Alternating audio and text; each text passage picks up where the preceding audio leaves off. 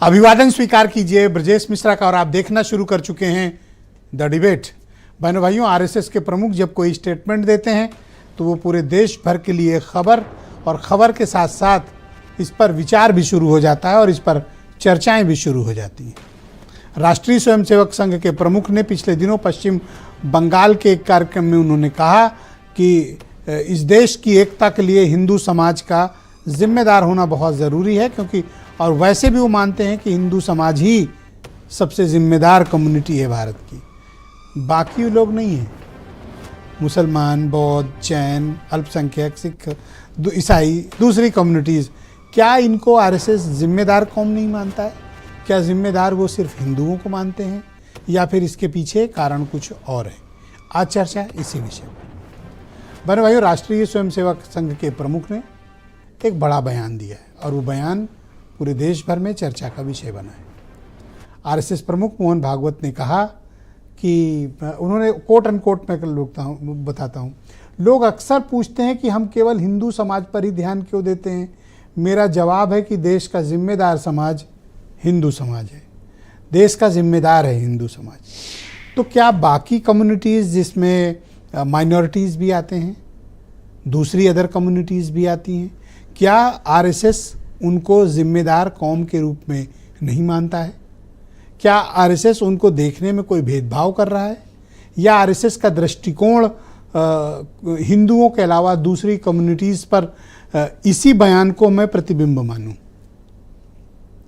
इसमें कोई दो राय नहीं है और आरएसएस स्पष्ट रूप से कहता है कि वो हिंदुओं को संगठित करने का एक संगठन है। हिंदू संस्कृति की रक्षा करना, हिंदू धर्म की रक्षा करना और हिंदू राष्ट्र की अवधारणा पे काम करना, ये आरएसएस के 3 मूल संकल्पों में से एक है।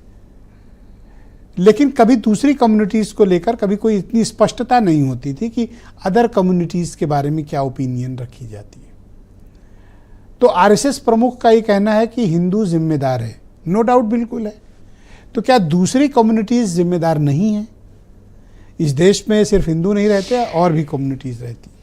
ये एक सेकुलर कंट्री है। इस सेकुलर कंट्री में दूसरी भी जातियां, धर्म के लोग रहते हैं। आरएसएस क्या दृष्टिकोण रखता है उनके बारे में, इस पर भी एक खुली और स्पष्टता होनी चाहिए। वो इसलिए भी आवश्यक है क्योंकि आज के समाज में जिसमें चिंतन बहुत हो रहा है,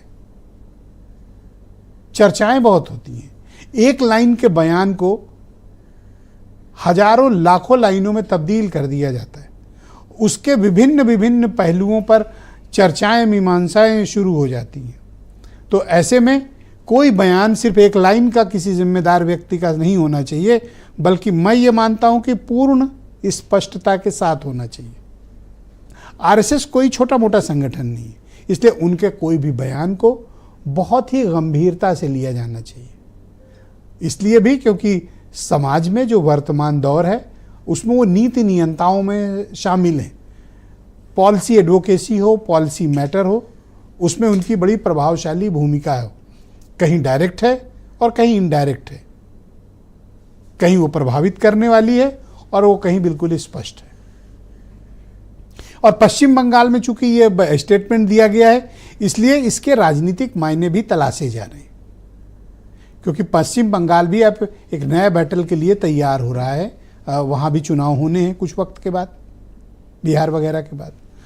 तो वहाँ से निकली कोई भी बात राजनीतिक भी है, उसका सामाजिक असर भी है। और आरएसएस को ये स्पष्ट करना होगा कि अगर वो हिंदुओं को जिम्मेदार कम्युनिटी के रूप में मानते हैं तो बाकी कम्युनिटीज़ के बारे में उनकी क्या ओपिनियन। मिसाल के तौर पर सिख, मुसलमान, बौद्ध, ईसाई, माइनॉरिटीज़ की दूसरी कम्युनिटीज़ जो इस देश में रहते हैं। इसलिए इस पर बहुत स्पष्टता की आवश्यकता है। मैं चाहता हूं कि कुछ आप स्टेटमेंट सुन लें, फिर आज की डिबेट को हम आगे बढ़ाएंगे। संघ क्या करना चाहता है? तो एक वाक्य में इस प्रश्न का उत्तर देना हो तो संघ संपूर्ण हिंदू समाज का संगठन करना चाहता है, क्योंकि इस देश का उत्तरदायी समाज हिंदू समाज है। ये उनके बारे में हम कुछ नहीं कहना चाहते हैं। कुंभ की तस्वीरें, कुंभ का आने जाने में लोग देखा था, या हम लोग यहाँ जितने खड़े क्या इकट्ठे नहीं है सब हिंदू, उनकी चर्चा मत करिए तो ही अच्छा है। विभिन्न प्रकार की जातियां सभी लोग रहते हैं, सब लोग मजबूती के साथ इस देश के निर्माण में लगे थे और सब लोग मिलकर इस देश को आगे बढ़ाएंगे, निर्माण करेंगे। ये देश जितना हिंदू का है उतना ही मुसलमान का है, उतना ही सिख का है, उतने ईसाई का है, उतने जैन का है, उतने बौद्ध का है, उतने पारसी का है। सब लोग इस देश के निर्माण के लिए अपना जीवन लगाए हैं, सब लोग इस देश को आगे बढ़ाएंगे। तो बहनों भाइयों, आज की परिचर्चा को शुरू करते हैं। संजय सिंह भारतीय जनता पार्टी के नेता हमारे साथ मौजूद हैं।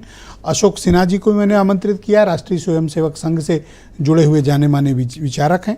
फराज किदवई समाजवादी पार्टी के प्रवक्ता और प्रियंका गुप्ता उत्तर प्रदेश में कांग्रेस कमेटी की प्रवक्ता हैं और आसिम वकार MIM की राष्ट्रीय प्रवक्ता। वीरेंद्र सिंह जी हमारे स्टेट हेड। आप सभी का स्वागत और धन्यवाद।